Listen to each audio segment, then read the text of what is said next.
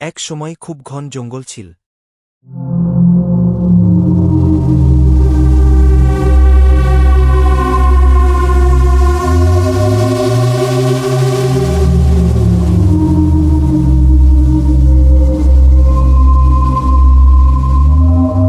জঙ্গলের মাঝখানে একটি পুরানো পরিত্যক্ত কেবিন ছিল।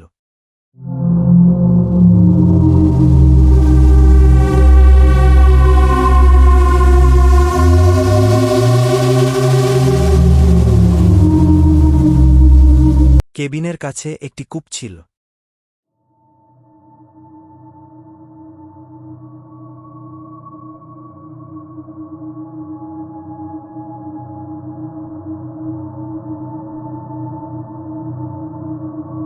কেভিন সেখানে একটি ভূত ছিল, এটি একটি ভুতুড়ে কেবিন ছিল।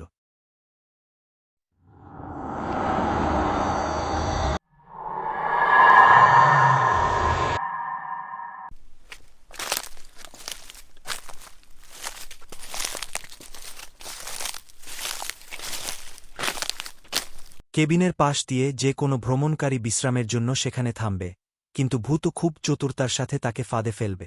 ভূতটি ভ্রমণকারীকে কূপ থেকে পানি ভর্তি করতে সাহায্য করতে বলে।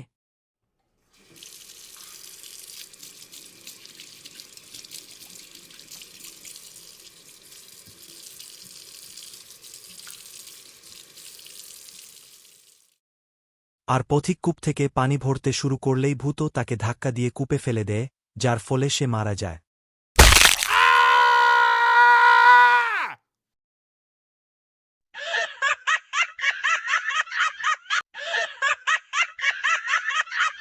এভাবে অনেক দিন কেটে গেল। তারপর একদিন সন্ধ্যা,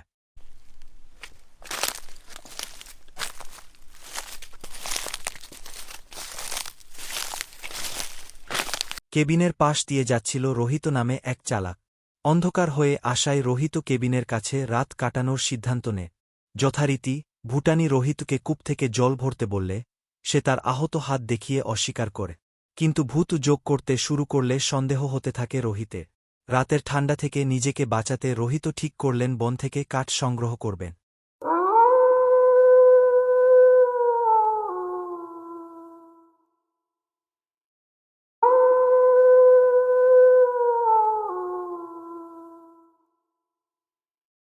কিন্তু রোহিত আগুন জ্বালাতে চাইলে ভূত তা প্রত্যাখ্যান করে, যার কারণে রোহিতের সন্দেহ আরও গভীর হয়।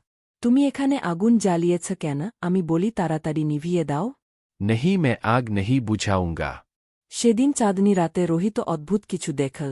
যখন সবকিছুর ছায়া ফুটে উঠছিল, রোহিত কোথাও ভূতের ছায়া দেখতে পেল না।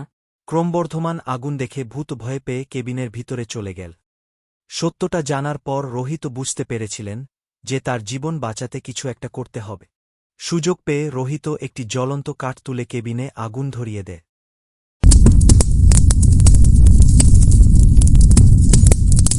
জ্বলন্ত কেবিনে আটকে থাকা ভূতটি পালাতে কূপে ঝাঁপ দেয়।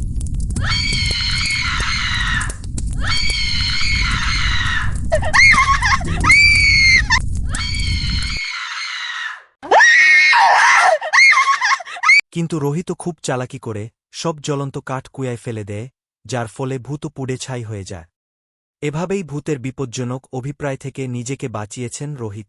পরদিন সকালে রোহিত তার গন্তব্যের দিকে রওনা দিল।